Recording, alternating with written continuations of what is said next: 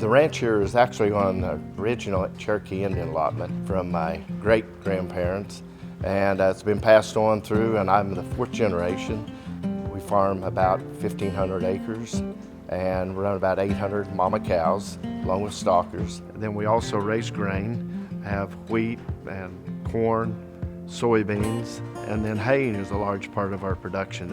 And it's basically been a partnership through the ages and passed on down, and now it is a partnership with my three sons.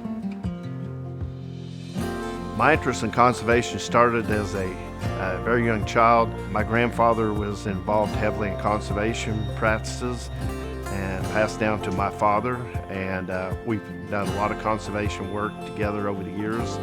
It's part of a family heritage that you know in the land that you're expected to leave it in better shape in which you received it.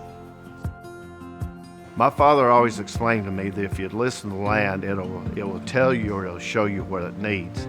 Too many times we think we know what things need to be done, and we're looking for alternative reasons, but the land is the greatest healer that there is. And when you have issues, you have problems, give it a rest. The best thing, the land, when you give it a rest, it'll show you in its healing power what it can do and how quick it can come back. All the pond management has been a thorn in the side for me for years. And so years ago, we went in and we started fencing it all off and using water tanks out of those ponds. It worked in areas where you had good elevation, but there's areas that I have no elevation in my fields, so you couldn't track the water out from the tank to other areas. What we have done, we've drilled, I believe, up to 7 wells now, and now I'm using the large tires, which will provide about 1,000 gallons of water. Doing all this, we've ran almost 14 miles of water line. What's allowed us to do, though, is now I can cross fence a lot of the areas because water had been my limiting factor of being able to do my cell grazing. The cell grazing has 2 or 3 purposes for me. For one, I can carry a heavier load of cattle to the acre. Also, it's allowing a period of time that grass is able to rest, allowing the photosynthesis and everything to work better for my grasses. And what it has allowed me to do is to allow me to increase my grazing from 1 cow to 2.3 acres, where I've got it down to now about 1 cow to 1.3 acres. It is amazing the difference it made. And that seems to cut down a lot on a lot of the expenses. I try to no-till as much as I can with a cover crop.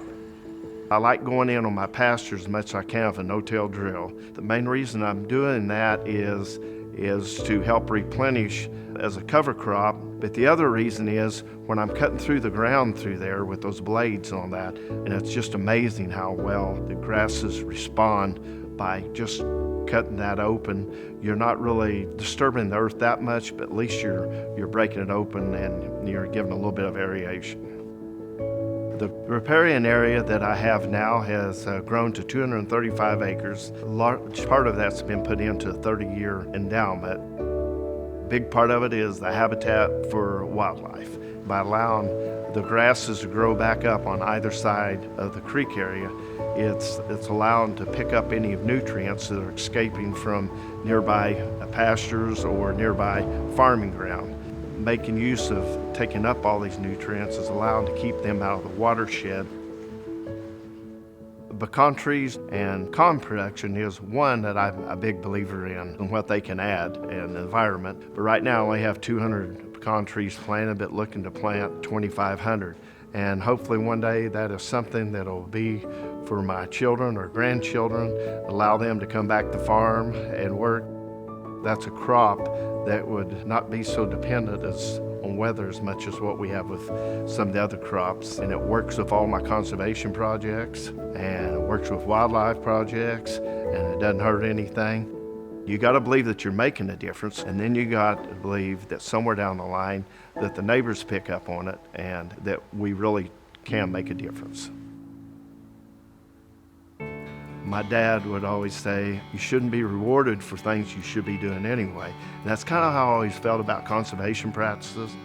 But for me to even be considered for the award, I'm forever grateful. I'm humbled by it, to be honest with you. Yeah! I try to explain to other people it'd be like winning the Heisman Trophy for a football player. That's what this means to me. And it speaks for not only for me now, see, this speaks for my father, my grandfather, and my great-grandfather. And that's why it's important to me.